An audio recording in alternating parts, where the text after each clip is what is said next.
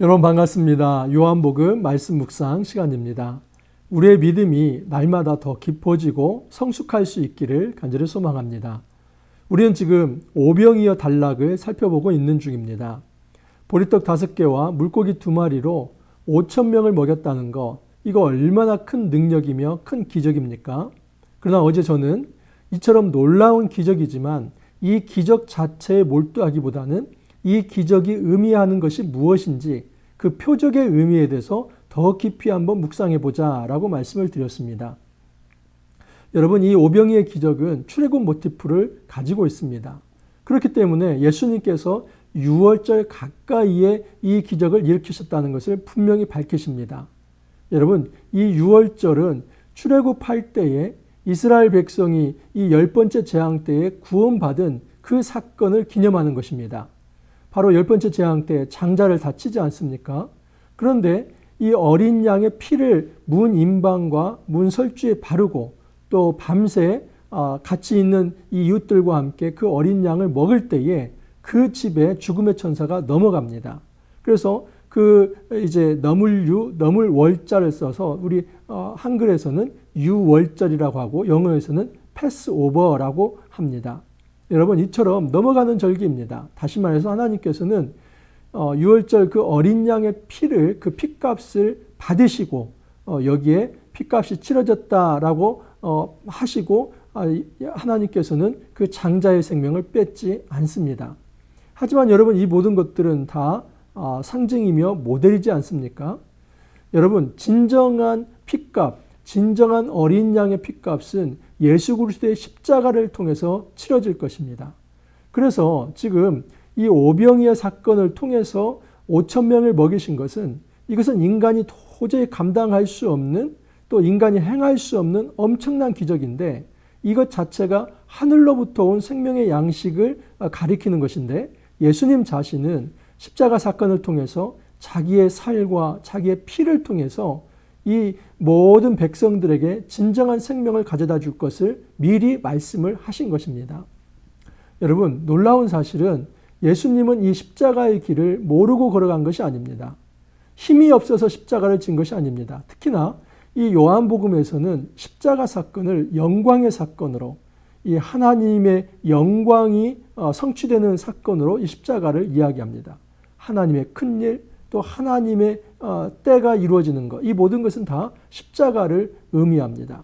이런 차원에서 예수 그리스도에게 있어서 십자가는 힘이 없어서 나약해서 비굴하게 무릎 꿇어서 그렇게 세상 사람들이나 사단에게 이제 패배한 그런 어떤 패배의 사건이 아니라 오히려 이 십자가 사건은 철저히 예수님이 성자 하나님으로서 하나님과 동등되시지만 이 땅에 인간으로 오셨고 또 인간으로 오셔서 마지막 아담의 그 본을 보이사 완전한 순종을 통해서 하나님의 뜻을 성취한, 그래서 이 예수님의 순종을 받으시고 예수님의 그 핏값을 하나님께서 받으시고 모든 인류의 진정한 구원과 생명을 주시는 사건, 이것이 십자가 사건입니다. 그렇기 때문에 이 십자가 사건은 비굴한 패배의 사건이 아니라 놀라운 영광의 사건, 승리의 사건이 바로 이 십자가 사건이다라고 말할 수 있습니다. 여러분, 바로 이 오병이어 사건을 통해서 예수님은 향후 내가 지을 이 십자가 사건이 바로 너희에게 전달해 줄 이 생명의 양식이 될 것이다, 그것을 말씀을 한 것입니다. 그래서 이 6장을 살펴볼 때는 이 큰 틀을 꼭 기억해야만 합니다. 만약에 이 큰 틀을 기억하지 않는다면 우리 역시도 이적신앙에 빠질 수밖에 없습니다. 여러분, 예수님께서 계속해서 지금 경계하는 것은 이적신앙입니다. 너희가 기적만 보려고 하는구나. 그 기적 속에서 기적을 베푸는 예수님도 생각하지 못하고 기적을 베풀고자 하는 하나님의 뜻도 알지 못하고 오직 그 물질적인, 물리적인 기적, 빵에만 주목하고 있구나. 예수님은 오늘 말씀에서도 그것을 질타하십니다. 자, 오늘 말씀은 이제 이 오병이어 사건이 71절까지 계속 여러분 이 말씀이 이어집니다. 그런데 그 중간에 제자들이 이동하는 과정, 또 예수님께서 이동하는 과정, 그리고 무리들이 예수님께 따라와서 질문하는 과정에서 일어난 말씀입니다. 자, 이 말씀에서도 충분히 예수님께서는 바로 우리 제자들과 또 예수를 따른다고 하는 사람들이 어떤 믿음을 가져야 할지 그것을 밝히 말씀하고 있습니다. 오늘 말씀 6장 16절에서 29절입니다. 16절에서 21절 한번 읽어드립니다. 저물매 제자들이 바다에 내려가서 배를 타고 바다를 건너 가버나움으로 가는데 이미 어두웠고 예수는 아직 그들에게 오시지 아니하셨더니 큰 바람이 불어 파도가 일어나더라. 제자들이 노를 저어 10여리쯤 가다가 예수께서 바다 위로 걸어 배에 가까이 오심을 보고 두려워하거늘 이르시되 내니 두려워하지 말라 하신대 이에 기뻐서 배로 영접하니 배는 곧 그들이 가려던 땅에 이르렀더라. 여러분 어제 말씀이 지금 이 오병이어 사건이지 않습니까? 근데 그것이 어디에서 일어납니까? 6장 1절을 보면 그 후에 예수께서 디베랴의 갈릴리 바다 건너편 바로 이 디베랴를 이야기합니다. 여러분 지금 예수님이 오병이어 사건을 일으킨 곳은 디베랴입니다. 자, 그런데 그 건너편은 어디냐면 가버나움입니다. 그래서 그 갈릴리 호수가 있는데 갈릴리 이 호수를 바다라고도 합니다. 너무나 크기 때문에 바다라고도 하는데 호수입니다. 그 갈릴리 호수 남단 쪽에 디베랴가 있고 그 남단에서 북단 가로질러서 그 건너편에 가버나움이 있습니다. 그래서 지금 이 제자들이 이 디베랴 남단에서 북단으로 배를 타고 넘어가고 있는 중인데 그 밤에 예수님께서 물 위로 걸어오시고 제자들이 예수님을 맞아들였다 하는 장면입니다. 자, 그러면 지금 왜 제자들이 이렇게 먼저 건너가야만 했는가? 마가복음 4장 45절 이하에 보면은 예수님께서 이 제자들을 먼저 재촉해서 보낸 이유가 있습니다. 그것은 뭐냐면 지금 어제 말씀에도 나와 있지만은 이 기적을 체험하고 많은 사람들이 예수님을 임금으로 왕으로 세우려고 했습니다. 그 임금과 왕은 사람들의 야욕과 야망이 깃들어진 그래서 자기들의 유익을 위해서 한 사람을 세우는 것입니다. 어제도 말씀을 드렸습니다. 예수님께서 왜 그들의 왕됨을 거부하십니까? 그리고 정말 피해 가십니까? 그리고 자기만 피할 뿐만 아니라 제자들도 빨리 떠나라 하면서 배 한 척을 띄워서 갈릴리 바다 건너편 북단으로 옮기시는 겁니다. 그리고 예수님은 나중에 합류하시는데 바다를 걸어서 이 제자들의 배에 올라타신다 하는 것을 말씀을 합니다. 여러분, 예수님께서 이렇게 지금 빨리 제자들을 재촉해서 바다 건너편으로 가게 하신 이유는 지금 예수님이 사람들이 생각하는 그 어떤 임금, 왕으로 세워지는 것을 거부하려고 했기 때문입니다. 사람들은 자기 탐욕에 맞는, 사람들은 자기의 욕심을 성취해 줄 수 있는, 사람들은 자기의 유익을 채워줄 수 있는 그 어떤 하나의 우상을 구했던 것입니다. 진짜 하나님을 구한 것이 아닙니다. 하나님께서 그들을 다스리고 하나님께서 그들을 인도하시고 하나님께서 그들의 백성을 축복하시고 또 하나님께서 그들의 백성을 징계하시고 이 모든 통치행위가 일어나는 그 하나님을 맞아들이려고 하는 자세가 아니라 이 사람들은 자기의 유익을 위해서 가장 정치적인 어떤 필요는 아마 로마로부터의 해방일 것입니다. 이 지긋지긋한 이 식민 통치로부터 우리를 해방시켜줄 그 한 사람을 구했던 것입니다. 이처럼 이 보리떡 5개와 물고기 2마리로 5,000명을 먹이는 이런 이적을 행하는 사람이라면 그냥 이 로마의 군단 몇천 명 정도는 그냥 말씀 한마디로 다 쓰러뜨릴 수 있다. 이런 환상을 가졌을지도 모릅니다. 그래서 그들에게서 정말 요구되는 것은 뭐냐면 물리적인 이 땅에서의 축복과 이 땅에서의 안녕과 이 땅에서의 행복 그것만을 추구하면서 예수님을 정말 그 안녕과 그 물질적 축복과 어떤 물리적 어떤 행복 이것을 만족시켜줄 그 한 사람을 세우려고 했던 것입니다. 여러분 예수님이 이 땅에 오신 것은 그것을 하러 오신 것이 아닙니다. 그것보다도 더 본질적인 사역이 있습니다. 그것은 뭐냐면 이 땅 백성이 안식을 못 누리는 겁니다. 근데 안식을 못 누리는 것이 물론 표면적으로는 건강이 약해지고 또 먹을 것이 없고 줄이고 가난하고 또 사회적인 어떤 핍박을 받고 이런 것도 있겠지만 그 이면에 그 모든 것은 증상이고 본질은 바로 사단이 여전히 사망과 죄의 권세를 가지고 이 땅을 통치하고 있다는 것입니다. 정말 예수님께서 싸워야 할 대상은 그 사단의 사망과 죄의 권세를 가지고 이 땅을 통치하려고 하는 그 권세와의 싸움입니다. 그래서 예수님께서는 그 권세를 무찌르시고 이 땅에 진짜 영적인 하나님 나라를 세우시고 그 땅에 하나님 백성을 만드시는 것, 하나님 자녀를 세우는 것, 이것이 하나님의 뜻이며 또 하나님의 일이고 예수님께서 이 땅에 오셔서 하시고자 했던 것입니다.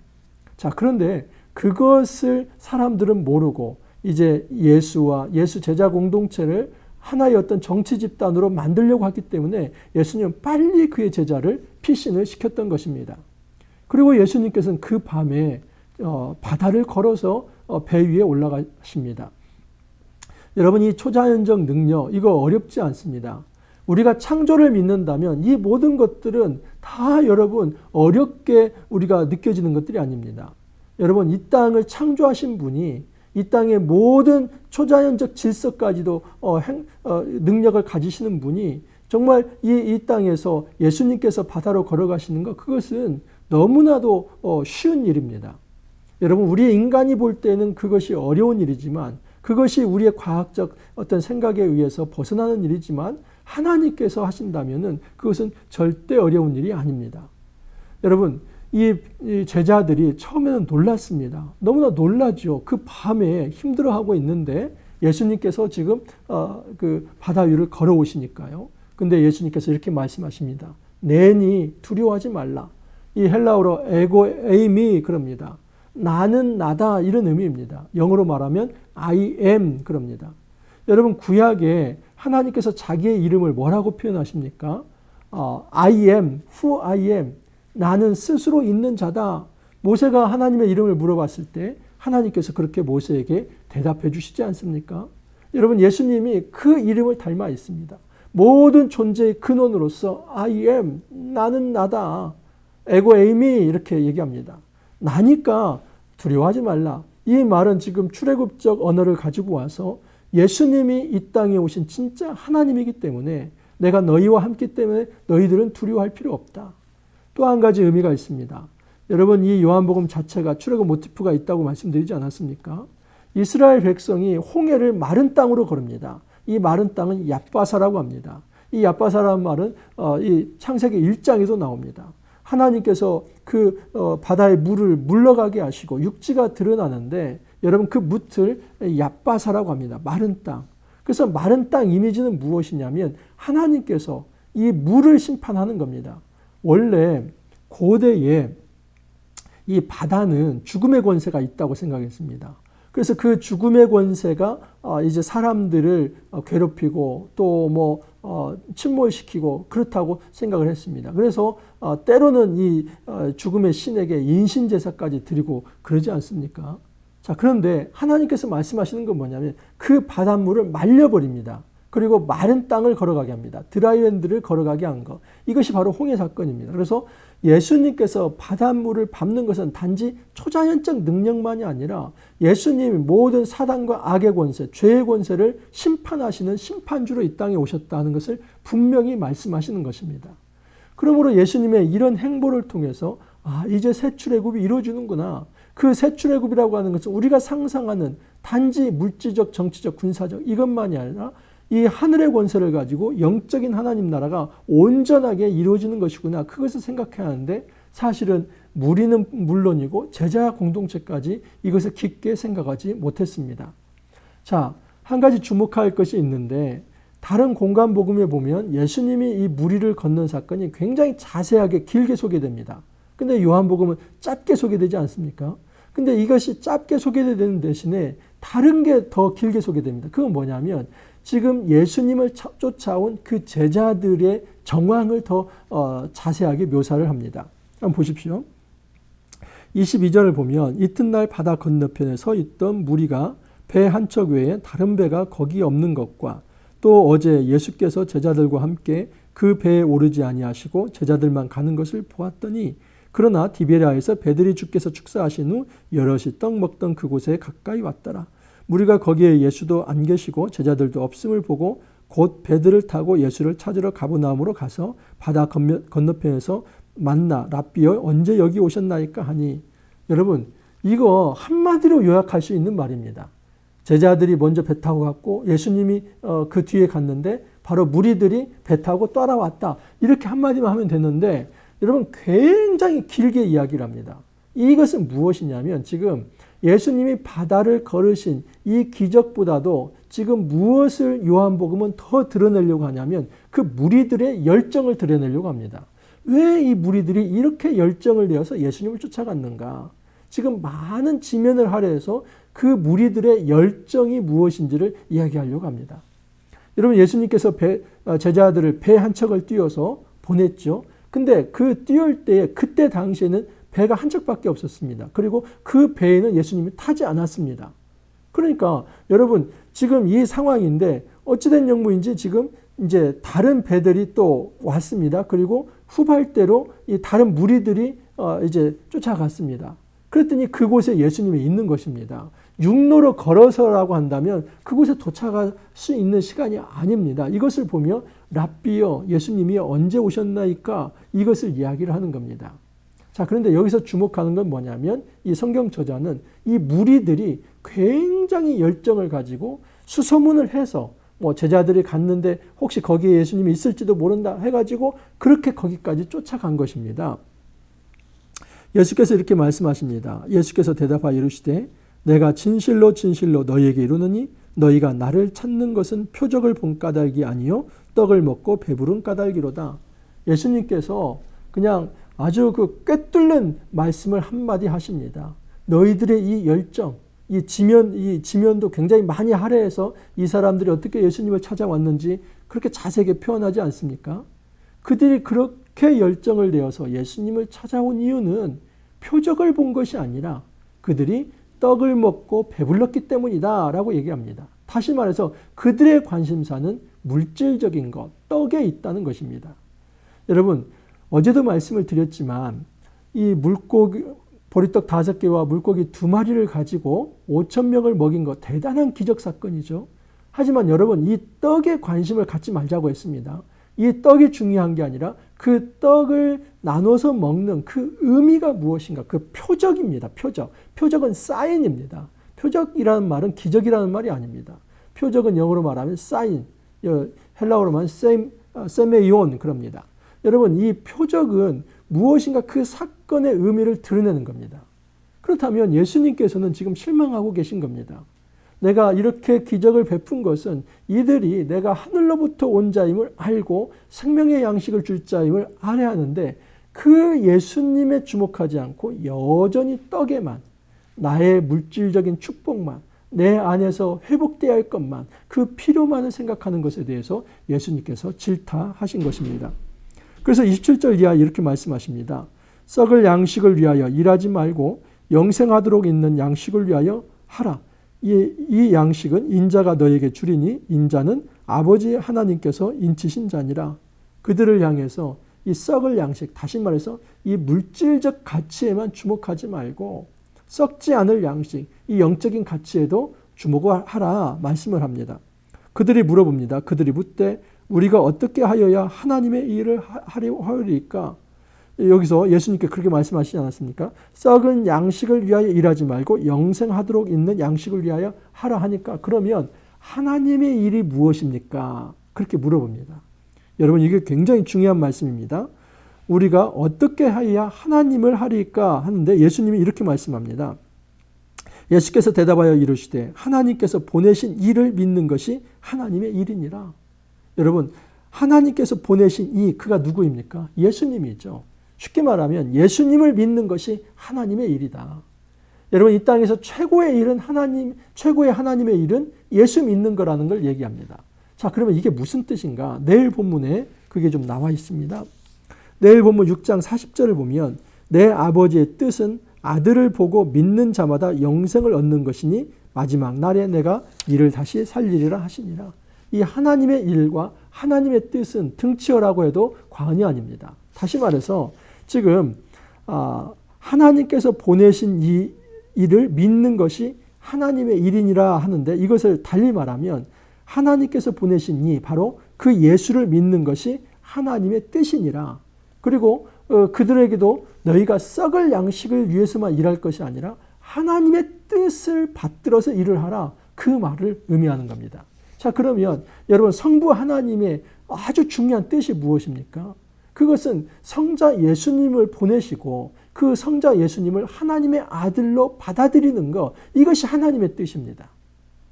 성자 예수님이 이 땅에 오셔서 하시는 일은 무엇이냐면 자기의 몸을 들여서 그 십자가에 못 박히심으로써 이제 물과 피를 다 흘리심으로써 이 땅의 이제 많은 사람들에게 생명수를 주고 그 땅의 모든 사람들에게 죽음에서 이제 생명으로 옮기게 하고 심판에 이르지 아니하고 또 영생에 이르게 하는 그 일을 이루실 분이 예수님입니다.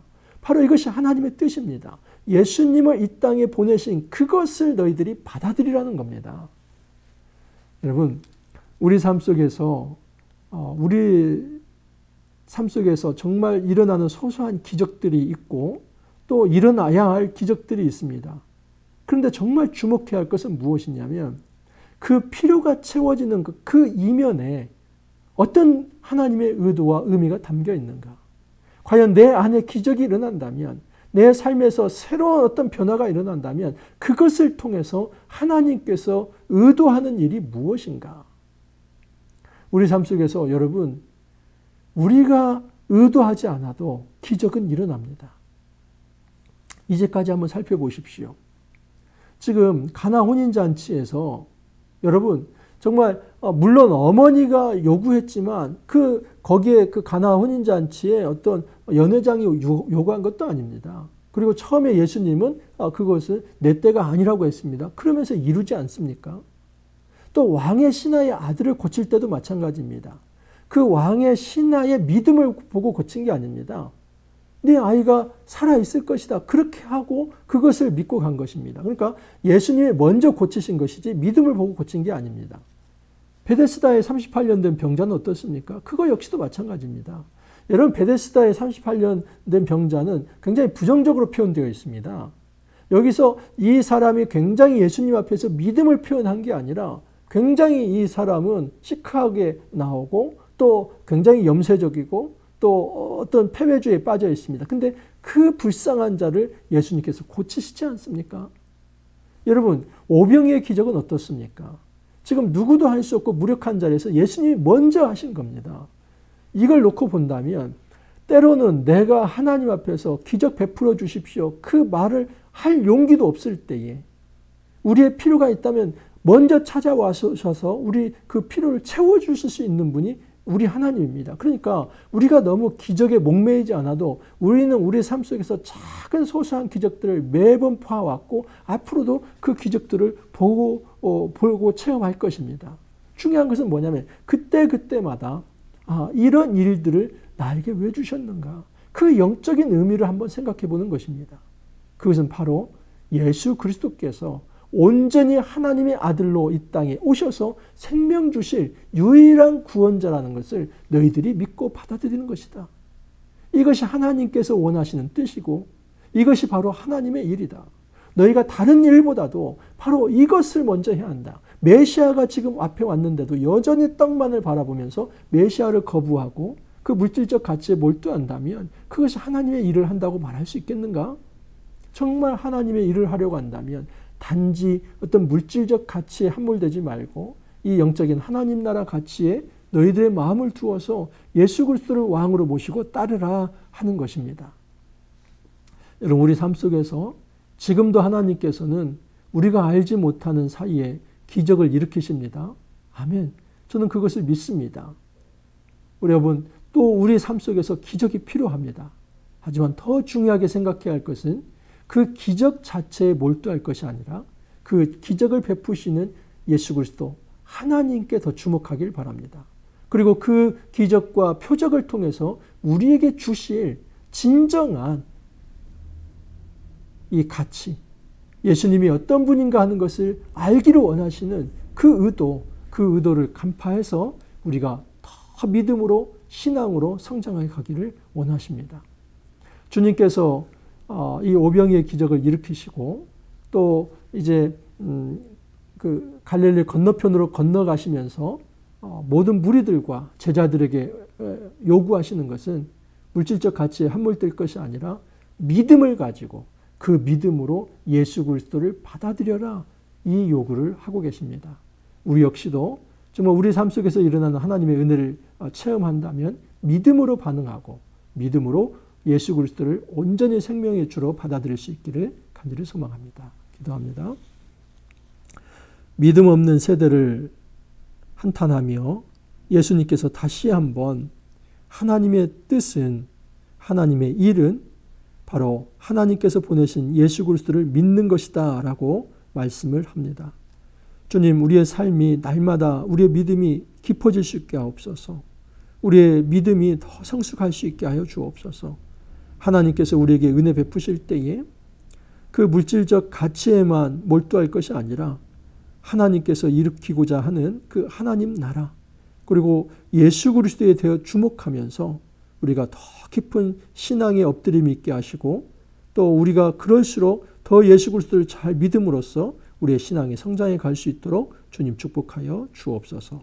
감사하고 예수님 이름으로 기도하옵나이다. 아멘. 여러분, 이 오병이어 기적 너무 소중한 의미를 담고 있습니다. 신학적 의미가 또 내일 모레 이제 계속 이어질 텐데, 이 말씀 잘 정리해서 우리가 하나님 앞에 소중한 정말 귀한 믿음의 어떤 소유자로, 신앙인으로 잘 세워질 수 있기를 간절히 소망합니다. 오늘 하루도 여러분 화이팅 하시고 또 내일 찾아뵙도록 하겠습니다. 감사합니다.